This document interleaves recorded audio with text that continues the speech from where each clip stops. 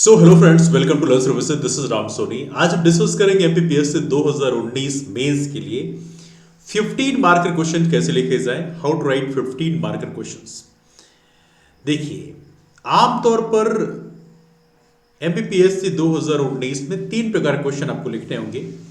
3 marker है, 6 marker है, 15 marker है। देखिए, 3 मार्कर क्वेश्चन तो बहुत ज़्यादा छोटे होते हैं, इसमें कोई बॉडी पार्ट का बहुत ज़्यादा रोल होता नहीं है। बर्ड आई व्यू जैसे होता है कि आपके दिमाग में जो 2-3 लाइन आती हैं वो चीज़ें आप वहाँ पे लिख दें, जो सबसे इंपॉर्टेंट लाइन आती हैं उनको आप 3 मार्कर क्वेश्चन में लिख दें। 6 मार्कर क्वेश्चन और 15 मार्कर क्वेश्चन को लिखने के लिए ज़रूर एक फॉर्मेट को फॉलो करना होता है। 6 मार्कर क्वेश्चन को लगभग एक पेज में आपको लिखना होगा। 15 मार्कर क्वेश्चन को 3 पेज में लिखने का स्पेस दिया जाता है पीपीएससी की तरफ से। ना यहाँ पे समझने वाली बात यह है कि 15 मार्कर से हम लोग डिस्कशन की शुरुआत करते हैं, बिकॉज 15 मार्कर जो क्वेश्चंस होते हैं वो काफी इंपॉर्टेंट होते हैं, निबंधात्मक प्रश्न होते हैं, बड़े आंसर्स होते हैं। इनको लिखने के लिए आपको काफी जद्दोजहद करनी पड़ती है। तो जरा 15 मार्कर कैसे लिखना है इसके बारे में डिस्कस कर लेते हैं। तो पहली बात याद रखना, 15 मार्कर लिखने के लिए आपको ये मन में बना लेना होता है कि आपको 3 पेज लिखने हैं।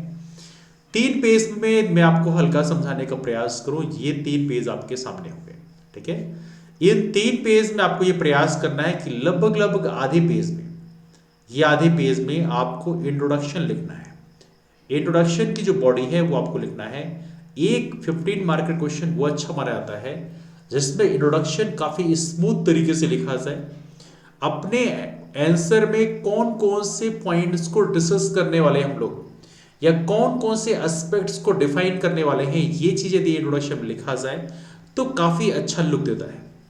जैसे मैंने आप लोगों से बोला कि यदि मान लीजिए क्वेश्चन पूछा आता है कि role of science and technology, role of science and technology is socio economic development, सामाजिक आर्थिक विकास में विज्ञान और प्रौद्योगिकी का क्या रोल है, यदि ये क्वेश्चन आपसे एग्जाम में पूछा जाता है तो इसमें देखा जाए तो सोशल डेवलपमेंट में, सामाजिक योगदान में आप बहुत सारी चीज लिख सकते हैं। मनोरंजन के क्षेत्र में, एंटरटेनमेंट के क्षेत्र में काफी बड़ा कंट्रीब्यूशन है, हेल्थ के क्षेत्र में कंट्रीब्यूशन है, एजुकेशन के क्षेत्र में कंट्रीब्यूशन है। तो वहां पे उन कंट्रीब्यूशन के बारे में आप इस तरह से अपने इंट्रोडक्शन में लिख सकते हैं कि ये क्षेत्र है जहां पर इनका कंट्रीब्यूशन है। बाकी फर्दर बॉडी पार्ट में आप देखें तो यहां पर आप अपने क्वेश्चन में तकरीबन यहां पर 2 एस्पेक्ट डिफाइन कर दीजिए। इसमें आप यहां पर आप प्रयास कर सकते हैं 4 एस्पेक्ट डिफाइन कर दें, यहां पर आप 2 एस्पेक्ट फिर डिफाइन कर दें, इसके बाद कंक्लूजन लिख दें। यहां पर आपको प्रयास करना है इंट्रोडक्शन हमेशा और हमेशा स्मूथ होना चाहिए। अपने बॉडी में जितने पॉइंट्स डिफाइन करने वाले हैं, जितने एस्पेक्ट्स डिफाइन करने वाले हैं, या जितने पैराग्राफ डिफाइन करने वाले हैं, उनका एक हल्का सा एक ब्रीफ ओवरव्यू आप इंट्रोडक्शन लिखते हैं। लेकिन कंक्लूजन में आपको ध्यान रखना होता है कि इसमें एक विजनरी कंक्लूजन होना चाहिए।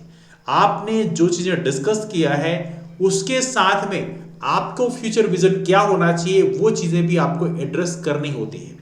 ऐसे यदि मैं कहूं यहां पर इस चीज को यदि मैं समझने का प्रयास करूं कि साइंस एंड टेक्नोलॉजी का रोल सोशियो इकोनॉमिक डेवलपमेंट में क्या है, यदि क्वेश्चन पूछा जाए तो आप इंट्रोडक्शन लिख सकते हैं कि विज्ञान और प्रौद्योगिकी का सामाजिक और आर्थिक विकास में काफी महत्वपूर्ण योगदान है। Role of science and technology in the economic socio economic development is quite essence. इसके बाद फर्दर आप लिख सकते हैं सोशल एरिया कौन कौन सी है, सोशल एरिया कौन कौन सी है जिसमें आप बता सकते हैं, जैसे हेल्थ की एरिया होगी, एजुकेशन के क्षेत्र में कंट्रीब्यूशन है, एंटरटेनमेंट के क्षेत्र में कंट्रीब्यूशन है, ऐसे कुछ एरियाज को आप डिफाइन कर सकते हैं। इकोनॉमिक क्षेत्र की बात करें जैसे बैंकिंग सेक्टर हो गया, ये काफी इंपॉर्टेंट है। ऑनलाइन शॉपिंग काफी महत्वपूर्ण सेक्टर है, इसको आप डिफाइन कर सकते हैं। ऐसे 2-3 एरियाज को यहां पे आप डिफाइन कर सकते हैं। अब देखिए, आपने जब फर्दर बॉडी पार्ट में लिखा होगा तो हेल्थ के क्षेत्र में आपने बता दिया होगा, जैसे टेलीमेडिसिन काफी महत्वपूर्ण डेवलपमेंट है, ये एक्सरे काफी महत्वपूर्ण डेवलपमेंट है, और भी 2-4 मशीनों के बारे में हमने लिख दिया, ये एमआरआई वगैरह होते हैं, स्कैन होते हैं। एंटरटेनमेंट के क्षेत्र की बात करें तो आप बता सकते हैं इसमें आजकल बहुत सारे ओटीटी प्लेटफॉर्म्स डेवलप हो चुके हैं, उसका भी बेनिफिट मिलता है एंटरटेनमेंट के क्षेत्र में। या ऑब्वियस सी बात है, television is one of the most important development for the entertainment area, इसको आप डिस्कस कर सकते हैं ना। ये चीजें आप एंटरटेनमेंट एरिया में डिस्कस किया होगा आपने। यदि आप बात करें एजुकेशन की बात करें तो एजुकेशन के क्षेत्र में काफी महत्वपूर्ण डेवलपमेंट हुए हैं, बहुत सारे ऑनलाइन प्लेटफॉर्म्स इस समय हैं जिसके माध्यम से एजुकेशन जो है घर घर तक पहुंचाया जा सकता है। तो ये सारे महत्वपूर्ण डेवलपमेंट्स हैं। अब देखिए, ये चीजें तो आपने यहां पर एग्जांपल दिए होंगे। अब इसके बाद जैसे हेल्थ की बात करें, टेलीमेडिसिन भी काफी महत्वपूर्ण डेवलपमेंट है। अब देखा जाए तो इन पॉइंट्स को आपने डिस्कस कर दिया बॉडी पार्ट में, मतलब यहां पर जो आपने 4-5 एस्पेक्ट डिफाइन किए हैं इसमें आपने इन पॉइंट्स को डिस्कस कर दिया।